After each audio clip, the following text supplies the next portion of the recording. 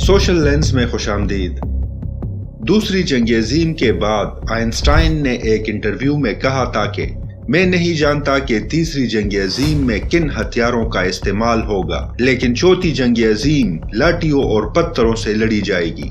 یہ بات اس لیے کہی گئی تھی کیونکہ دوسری جنگ عظیم میں انسانوں نے پہلی مرتبہ ایٹم بم کی تباہ کاریاں دیکھی تھی، اور یہ اندازے لگائے جا رہے تھے کہ اگر دنیا میں اسلحے اور ہتھیاروں کی یہ دوڑ جاری رہی تو عین ممکن ہے کہ تیسری جنگ عظیم انسانی تاریخ و تمدن کی آخری جنگ ثابت ہو جائے گی، کیونکہ ممالک کے درمیان جنگیں لڑنے کے طریقہ کار ایٹم بم تک محدود نہیں رہیں گے، بلکہ مزید خطرناک ہتھیار بھی تیار ہوں گے۔ لیکن اگر ہم تھوڑا سا اور پیچھے جا کر دیکھیں تو برطانیہ کے مشہور و معروف رائٹر جارج ویلز نے پہلی جنگ عظیم کے بارے میں ایک یادگار بات کہی تھی کہ وار ٹو اینڈ آل وارز، یعنی وہ جنگ جس سے دنیا میں جنگوں کا مکمل خاتمہ ہو جائے گا۔ اس کی یہ بات اگرچہ مشہور تو بہت ہو گئی تھی، لیکن سچ ثابت نہیں ہوئی، بلکہ پہلی جنگ عظیم بہت جلد دوسری جنگ عظیم شروع ہونے کی وجہ بنی، جو کہ تباہ کاری اور بربادی میں پہلی جنگ عظیم سے زیادہ مہلک ثابت ہوئی۔ اور جیسا کہ آپ جانتے ہیں کہ دوسری جنگ عظیم سے لے کر اب تک دنیا میں امن قائم نہ ہو سکا، بلکہ سوویت یونین اور امریکہ کے درمیان ایک طویل سرد جنگ، اور اس کے علاوہ کوریا، کیوبا، ویتنام، لبنان، فلسطین، اسرائیل، گریناڈا، پاناما، کویت، عرب اسرائیل جنگیں، Somalia, Haiti, Bosnia, Kosovo, Afghanistan, Iran Iraq America, Libya, Pakistan India, شام اور دیگر ممالک میں بڑی جنگیں لڑی گئیں۔ اگر آپ کو جنگ عظیم کا نام ہلکا محسوس ہو رہا ہو تو اس کی وحشت، دہشت اور تباہ کاری کا اندازہ اس بات سے لگائیں کہ پہلی اور دوسری جنگ عظیم میں کل ملا کر 100 ملین لوگوں کی ہلاکتیں ہوئی تھی، یعنی کم و بیش 100 کروڑ لوگ۔ اور اگر ہم جنگی اخراجات کی بات کریں تو پہلی جنگ عظیم پر $337 بلین خرچہ ہوا تھا، جبکہ دوسری جنگ عظیم پر $4.1 ٹریلین خرچ ہوئے تھے۔ جنگوں کے بارے میں لوگوں کے اندازے کہاں تک سچ ثابت ہوئے؟ کیا واقعی اس کرۂ ارض پر تیسری جنگ عظیم ہوگی؟ اور کیا وہ جنگ واقعی اس زمین پر انسانی زندگی کا مکمل خاتمہ ثابت ہو سکتی ہے؟ یہ جنگ کون شروع کر سکتا ہے؟ کون کون سے ممالک اس جنگ میں شریک ہوں گے اور کون کون سے اتحاد بنیں گے؟ یہ جنگ کون جیت سکتا ہے؟ یہ اور اس طرح کے دیگر سوالات کے جوابات جاننے کے لیے ہم تیسری جنگ عظیم کے نام سے یہ سیریز شروع کر رہے ہیں۔ اس سیریز میں ہم ملکوں کی فوجی طاقتوں، جنگی وسائل، دنیا میں موجود تنازعات اور جنگی محرکات جیسے عوامل کے تمام پہلوؤں پر بات کریں گے۔ امید ہے کہ یہ سیریز آپ کو بہت پسند آئے گی، اسی لیے اگر آپ نے چینل کو سبسکرائب نہیں کیا تو ابھی سبسکرائب کر لیں اور بیل آئیکن بھی پریس کریں۔ اپنے ٹاپک کو شروع کرنے سے پہلے آپ کو تاریخی اعتبار سے آگاہ کرنا چاہتے ہیں کہ دنیا میں منظم جنگوں کا آغاز کب ہوا تھا۔ یہ بحث انتہائی ضروری ہے کیونکہ بغیر بنیادی علم کے ہم کبھی بھی چیزوں کو بہتر طریقے سے نہیں سمجھ سکتے۔ ماضی کو سمجھے بغیر ہم موجودہ دور کو نہیں سمجھ پائیں گے اور نہ ہی مستقبل کی جنگوں کے بارے میں کوئی مستند رائے قائم کر سکیں گے۔ اسی لیے اس سیریز کی یہ ابتدائی ویڈیو ہم نے بہت ہی شوق اور لگن سے آپ کے لیے تیار کی ہے۔ شرط یہ ہے کہ آپ آخر تک اس ویڈیو کو لازمی دیکھیں۔ ایک وقت تھا کہ جب انفرادی طور پر لوگ ایک دوسرے سے لڑتے تھے، پھر خاندانوں کی ایک دوسرے کے ساتھ لڑائیاں شروع ہوئی، لیکن دنیا میں منظم جنگوں کا آغاز تقریباً 3000 قبل مسیح میں ہوا تھا، اور پھر تقریباً 2250 قبل مسیح تک سارگون آف اکاد نے میزوپوٹیمیا کے سومیری شہروں کو قبضہ کر کے دنیا کی پہلی بادشاہت قائم کرنے کا اعزاز حاصل کیا۔ میسوپوٹیمیا آج کل کے نقشے میں عراق کا علاقہ بنتا ہے، اور سومیری علاقوں کو عام طور پر بابل کے نام سے جانا جاتا ہے۔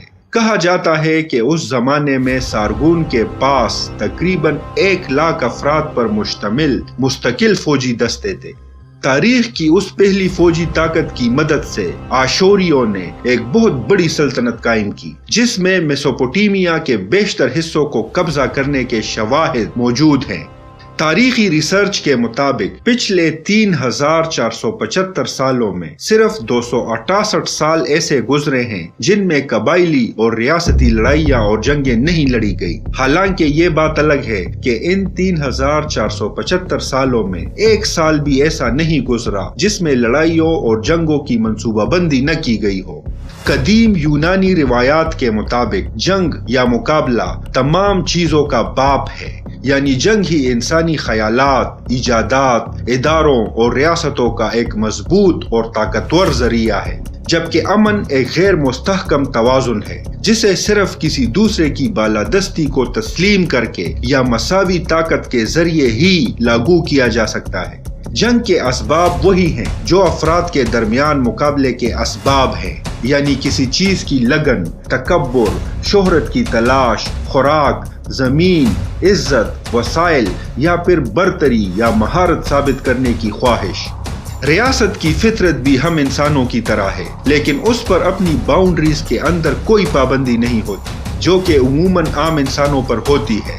عام افراد اخلاقیات اور قوانین کے ذریعے عائد پابندیوں کے تابع ہوتے ہیں، اسی لیے وہ لڑائی کو بات چیت کے ذریعے حل کرنے پر راضی ہو جاتے ہیں، کیونکہ ریاست افراد کو ان کی زندگیوں، جائیدادوں اور قانونی حقوق کے بنیادی تحفظات کی ضمانت دیتی ہے۔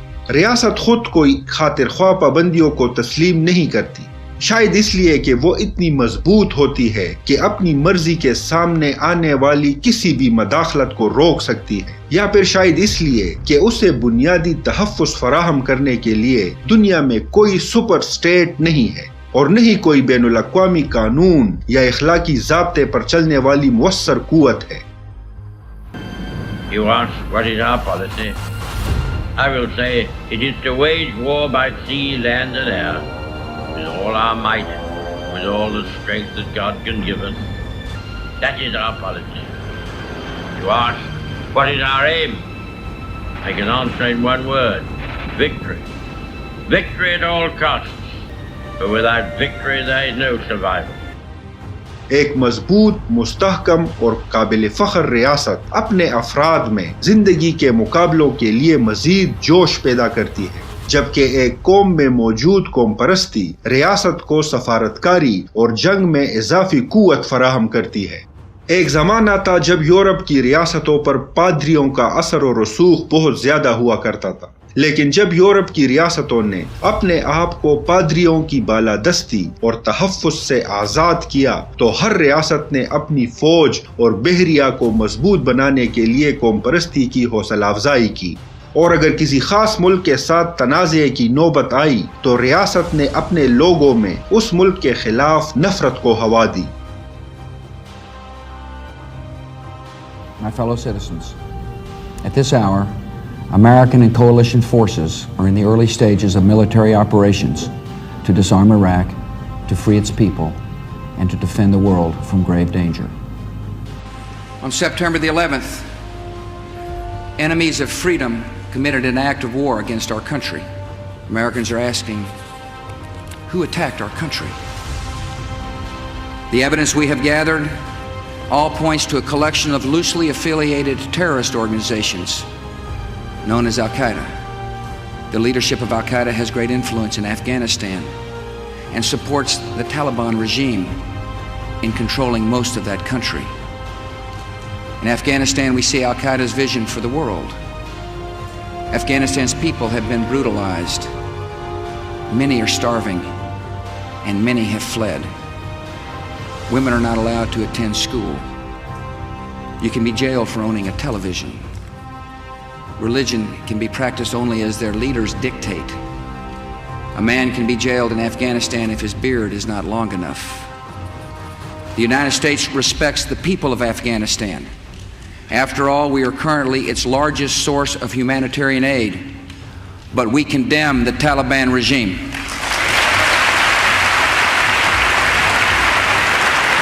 What we've done, what we plan to do, and why this matters to us. The United States and the world faced a choice.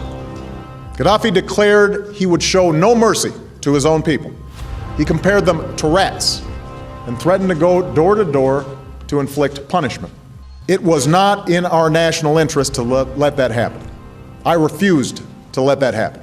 اور اس نفرت کو ایک مہلک مقام تک پہنچانے کے لیے کیچ ورڈز بھی سامنے لائے جاتے. ساتھ ہی وہ ریاست خود کو ایسا ظاہر کرتی کہ جیسے اسے امن سے بہت زیادہ محبت ہو. مثال کے طور پر آج کل آپ جنرل باجوہ سے بار بار 5th جنریشن وار اور سائبر وار کی باتیں سنتے رہتے ہیں. اور یہ چیلنج 5th جنریشن یا ہائیبرڈ وار کی صورت میں ہم پر مسلط کی گئی ہے. اور اسی طرح ہندوستان میں بھی پاکستان کو دہشت گرد ریاست ثابت کرنے کی باتیں بالکل عام ہیں. ہم نے آتنکیوں کو گھر میں گھس کر مارا. ہمارے پاس نیوکلیئر بٹن ہے. یہی کہتے تھے. ہمارے اخبار والے بھی لکھتے تھے پاکستان کے پاس بھی نیوکلیئر ہے. تو ہمارے پاس کیا ہے بھائی؟ یہ دیوالی کے لیے رکھا ہے کیا؟ امن سے اپنی محبت ثابت کرنے کے لیے 16ویں صدی کے مذہبی جنگوں اور فرانسیسی انقلاب کی جنگوں کے دوران یورپ میں دشمن ریاستوں کے لوگوں کو ایک دوسرے کی کامیابیوں اور تہذیب کا احترام کرتے بھی دیکھا گیا. اور آج کل بھی ہم یہ چیز دیکھ سکتے ہیں. مثال کے طور پر پاکستان میں کرتارپور کی تعمیر، جس کے لیے ہندوستان سے یاتری آتے ہیں، اور پاکستان کے لوگ صوفیہ کرام کے عرسوں پر ہندوستان جایا کرتے ہیں. اسی طرح یورپی جنگوں اور انقلاب فرانس میں انگریزوں اور فرانسیسیوں نے ایک دوسرے کے ممالک میں بحفاظت سفر کیا، حالانکہ اس وقت فرانس اور انگلینڈ آپس میں حالت جنگ میں تھے، اور فرانسیسی اور فریڈرک اعظم ایک دوسرے کی تعریف کرتے تھے، حالانکہ وہ 7 سالہ جنگ میں ایک دوسرے کے خلاف لڑ رہے تھے. 17ویں اور 18ویں صدی کی جنگیں عوام کی بجائے اشرافیہ کے درمیان مقابلے تھے، جبکہ 20ویں صدی میں مواصلات کی بہتری، ٹرانسپورٹیشن، ہتھیاروں اور مذہبی عقائد کے استعمال نے جنگ کو عام لوگوں کی جدوجہد بنا دیا، جس میں عام شہری اور جنگجو دونوں شامل ہوتے تھے. یہ وہ وقت تھا جب صرف ایک جنگ صدیوں کی محنت سے تعمیر کیے گئے شہروں اور خطوں کی تہذیب، ثقافت، معاشرے اور رہن سہن کے طریقوں کو تباہ و برباد کر سکتی ہے. افسوس کے ساتھ کہنا پڑ رہا ہے کہ جنگیں ہی اب دنیا میں سائنس اور ٹیکنالوجی کو فروغ دیتی ہے، جن کی مہلک ایجادات اور پھر ان ایجادات کی وجہ سے لائی جانے والی عالمگیر بدحالی، بربریت اور تباہیوں کے بعد امن لانے کی کوشش کی جاتی ہے. یہ کوششیں پہلی اور دوسری جنگ عظیم کے بعد بھی ہوئی، لیکن نتیجہ مزید جنگوں کی شکل میں سامنے آیا.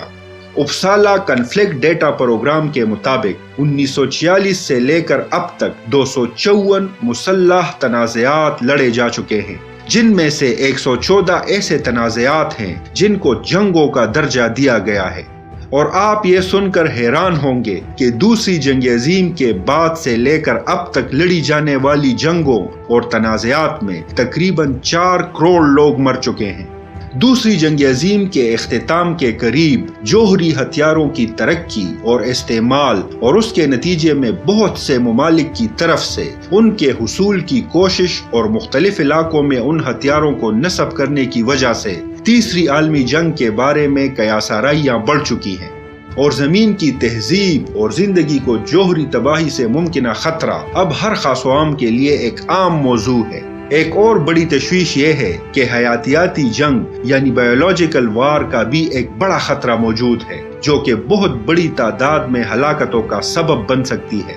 یا تو جان بوجھ کر یا نادانستہ طور پر کسی حیاتیاتی ایجنٹ یعنی وائرس کا حادثاتی طور پر نمودار ہونا، یا میوٹیشن کے نتیجے میں کسی وائرس کی غیر متوقع تبدیلی، یا دوسرے وائرس کے ساتھ مکسنگ، یا اس طرح کی کوئی بھی قدرتی یا انسانی آفت کئی ممالک میں غیر یقینی صورتحال کے پیش نظر عدم تحفظ کا احساس پیدا کر سکتی ہے، اور یہ احساس اپنی دفاع میں کسی بڑے جنگ کا سبب بن سکتی ہے، جو کہ ممکنہ طور پر زمین کو انسانوں کے لیے ناقابل رہائش بنا سکتی ہے. دکھ کی بات یہ ہے کہ اس وقت بھی دنیا میں کئی ایسے تنازعات موجود ہیں جن کی وجہ سے کبھی بھی تیسری عالمی جنگ چھڑ سکتی ہے.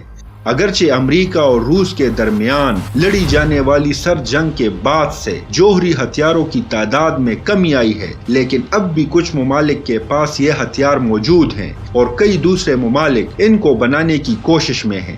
ان ممالک نے اپنے جوہری ہتھیاروں کو مزید ہائی ٹیک اور جدید بنا دیا ہے، آج دنیا میں تیسری عالمی جنگ کے لیے 9 بڑے کھلاڑی ہیں، جو کہ امریکہ، روس، برطانیہ، فرانس، چین، بھارت، پاکستان، اسرائیل اور شمالی کوریا ہیں۔ امریکہ، چین اور روس بلا شک و شبہ وہ 3 بڑے کھلاڑی ہیں جو کہ تیسری جنگ عظیم میں فیصلہ کن کردار ادا کریں گے۔ لیکن ان 3 ممالک کو کون کون سے دوسرے ممالک سپورٹ کریں گے اور کون کون سے ممالک ان کے مخالف بلاک میں جائیں گے، یہ بات بہت اہم ہے۔ 9 ایٹمی طاقتوں کے علاوہ بھی ترکی، ایران، جاپان، شمالی کوریا، سعودی عرب، اٹلی، آسٹریلیا اور کئی دوسرے ایسے ممالک ہیں جن کا کردار بہت اہم ہوگا۔